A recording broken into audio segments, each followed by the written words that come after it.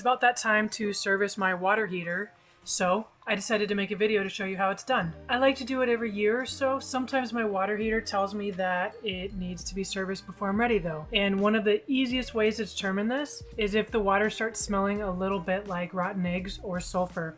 And usually this is something as simple as the anode rod needs to be replaced. So first things first, I'm going to shut off my water heater and let it cool for a while. You don't ever want to open this or start servicing this when the water is hot in there. So let me show you how it's done. I'm going to shut this off at two areas. First is at my inside panel. Water heater button, off.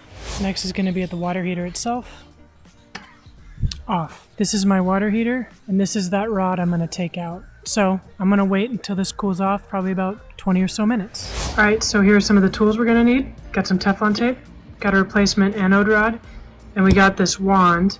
I like this wand because it's got a normal hookup for a garden hose, but it's also got a quick connect hookup for a garden hose. So it works regardless of what your individual setup is. And it's really easy to put back together. As you can see, I can do it with one hand. So I'll also need a wrench and another hose to hook up to.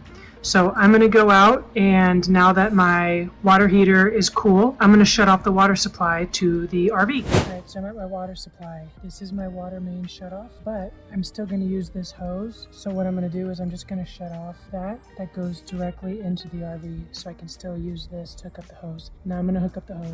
I've already tested this to make sure it's not hot. Otherwise I'd be using gloves. So you pull that out to release any pressure. Always use gloves when you do this. So for this anode rod, you need 1 16th inch. So I've got a socket that I literally just have for this.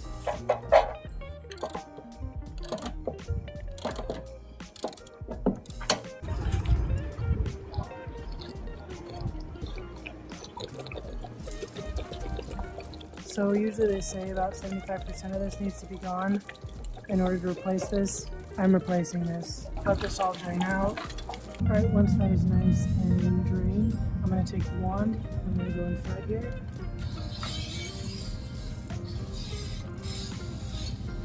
I'm going to move it around to make sure that I do a pretty good job spraying all the buildup that might be in there. Let all that scale come out of there. I don't know if you can see it or not, the water's pretty grimy, pretty dirty.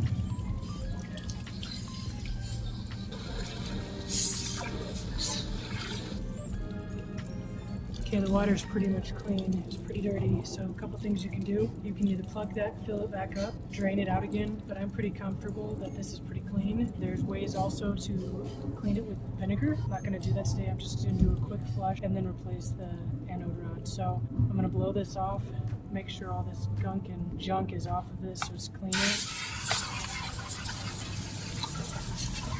Got it here, so I'm gonna lift the bottom.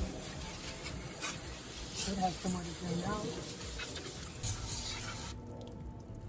Okay, all right, I got some Teflon tape on here.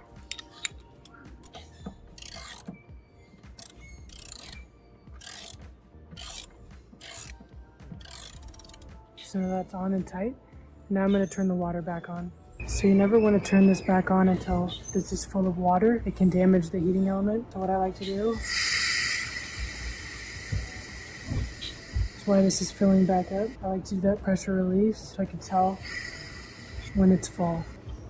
While that's filling, I'm going to check around this, make sure there's no leaking.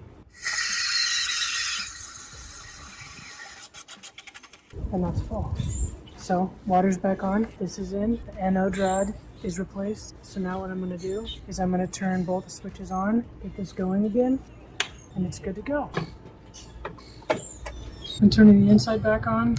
Sometimes you'll get this DSI fault. That will eventually turn off.